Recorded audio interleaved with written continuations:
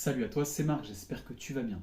Aujourd'hui, dans cette vidéo, on va parler du poids de forme. Qu'est-ce que le poids de forme et surtout, comment le trouver? Tu as peut-être déjà entendu parler de la notion de poids de forme.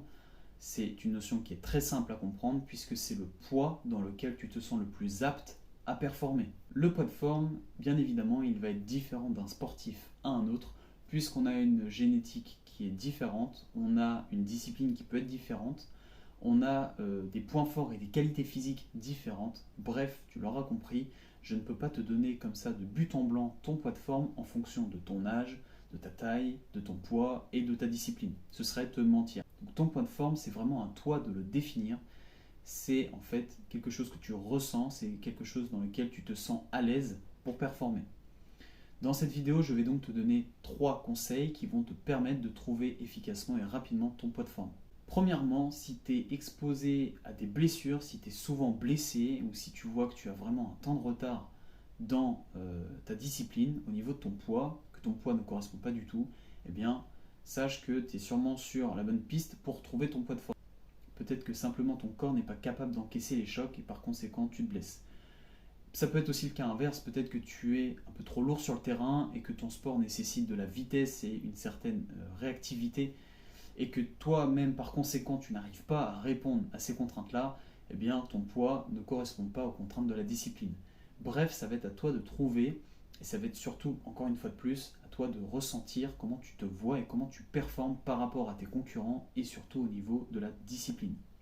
Le deuxième conseil que je te donne, c'est bien de pratiquer encore et encore ta discipline, puisque plus tu viens pratiquer, plus ton corps vient s'adapter et se transformer entre guillemets en fonction des contraintes qu'impose ta discipline. Tu peux le voir, un sprinter a un corps qui est différent d'un marathonien, qui lui-même va être différent d'un rugbyman, etc., etc.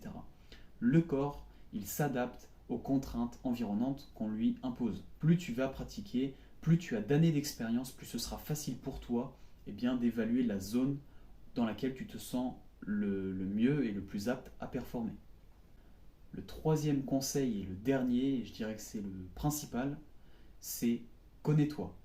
Si tu performes, ne te prends pas la tête, ne change pas ton poids de forme. Bien évidemment, on ne change pas, comme on dit, une équipe qui gagne.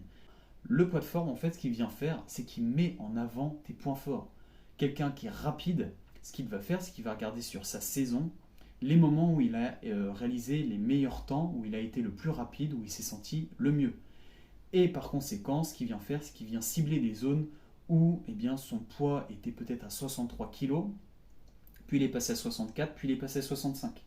Mais il a très bien vu qu'à 65 kg, il était trop lourd, et qu'à 63 kg, c'était parfait. Il avait un temps d'avance sur ses adversaires. Eh bien, c'est exactement ce qu'il faut que tu fasses.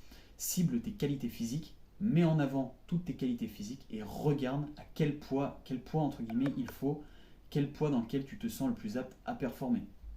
Ton travail, vraiment, ça va être de prendre du recul sur tes expériences, sur tes performances, afin de trouver la zone dans laquelle tu te sentais le mieux.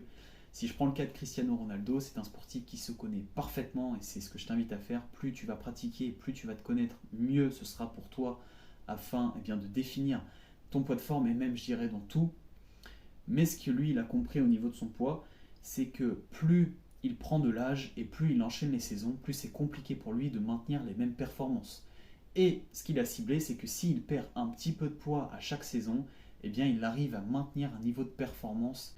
Dernière chose aussi à prendre en compte, c'est que si tu es en pleine croissance et que tu es encore adolescent, ton poids de forme va bien évidemment évoluer. Ne te dis pas je vais rester à 63 kg alors que tu vas avoir des qualités physiques qui vont se développer. Tu vas peut-être changer de dimension au niveau de ton terrain. Tu vas avoir un changement, tu vas directement passer d'une catégorie. Et donc là, il va falloir que tu t'adaptes aux contraintes de la discipline. C'est pour ça que je te disais précédemment, connais-toi, mais surtout adapte-toi aux contraintes de la discipline. Ne reste pas buté simplement à te dire, quand l'année dernière, à 63 kg, c'était parfait, mais là, j'ai monté de catégorie et je vois que 63 kg, je me fais rentrer dedans. On en revient au premier conseil. Tu es peut-être exposé un peu plus à la blessure ou tu n'es pas dans le rythme. Adapte-toi dans ce cas-là, tout simplement. Mais si tu vois que tu restes dans la même catégorie, que tu as atteint, on va dire, l'âge adulte et que ça ne change pas plus que ça, ton poids de forme, eh bien garde-le. Si tu performes, tu gardes ton poids de forme. Ne te prends pas la tête, on ne change pas une équipe qui gagne. Bref, j'espère que cette vidéo t'a plu. Si c'est le cas, n'hésite pas à me le faire savoir avec un petit like. Et surtout, si tu souhaites en savoir plus dans la préparation physique, n'hésite pas à t'abonner.